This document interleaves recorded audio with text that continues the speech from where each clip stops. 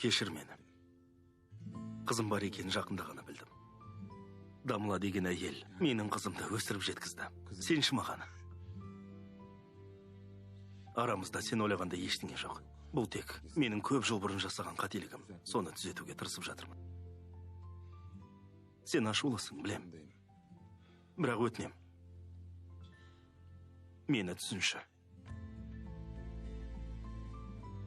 Басқалар біздің қателігіміз үшін жауап бермеуі тиіс. Ал менше. Менің жайым не болады?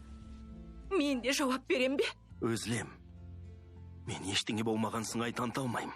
Аднан баршы. Менің жалғыз болғым келеді. Өтінем, кетші. Кет. Менің жалғыз болғым келеді.